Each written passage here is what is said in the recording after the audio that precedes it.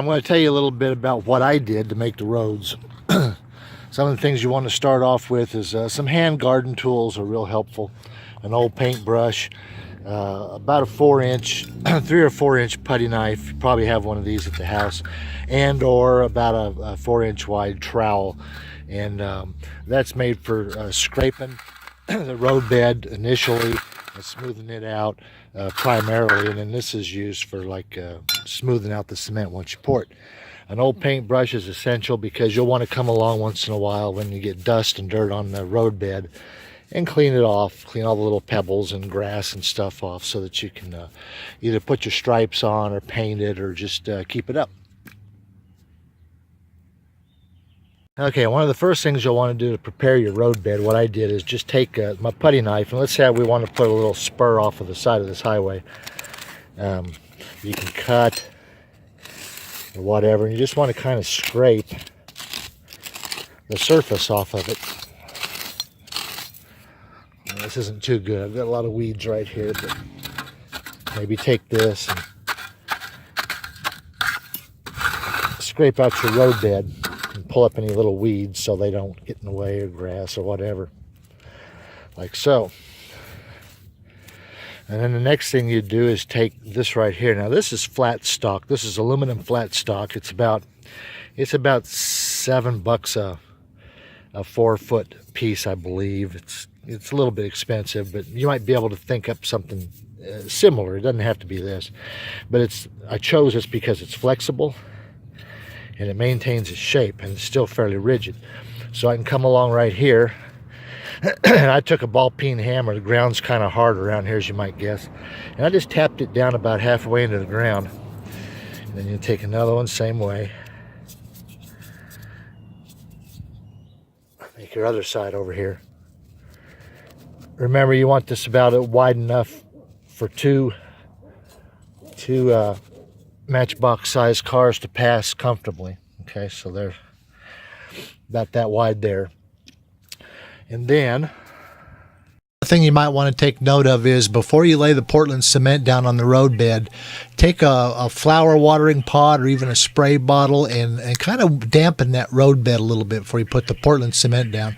Now in your area, your ground may be moist enough to where you don't have to worry about that. But with me here, without wetting it down, what it tried to do was when I smooth out the cement, it had a tendency to kind of try to roll it up behind my trowel because the ground is so dry. But anyway, you might not have to, but if you do have that problem, be sure to moisten that roadbed down a little bit. That should help that. Okay, I'm not actually going to mix up any right now, but here's your Portland cement, and this is cement that doesn't have any rocks or gravel in it. I guess you could use rocks or gravel, but it would be a little more cumbersome when it comes to troweling out just a thin roadbed like you're going to be doing. So I use the Portland cement for a 100-pound bag. It's about $13, and it's a lot, but you know, I put the rest of mine into a bucket here. I mean, if you can get a smaller quantity, that's great. You know, maybe something similar, some mortar or something in a smaller bag. I don't know. I didn't really look to see what all was available. But to give you a warning, if you're, especially since you're in a high humid area, if you leave this unsealed and out in the bag, it's just going to become one big solid block of cement, especially if it gets out in the rain. If you leave it out in the rain, it gets rained on. Take you a smaller bucket, kind of like an old ice cream bucket here, and put a certain amount of, you know, whatever you think you'll need. I wouldn't go any more than about a half a bucket full of cement. Excuse me, and then start adding water to it and mixing it with your hand trowel or whatever, and until it becomes the consistency of about pancake batter is what I found to work the best. And then you take it over and you pour it into your mold, and use your putty knife or whatever you got that'll smooth it out nice and even, so that when he drives on it, you know, they drive your cars on it, it'll be nice and smooth and soft. And that's about it, really. Once it dries, it'll dry within just, well, around here it dries in an hour or two, but there where you're higher higher humid days, it may take a little bit longer. And then once it dries, guys, you use your paintbrush and knock off any dust or anything, and then you can use high gloss spray paint.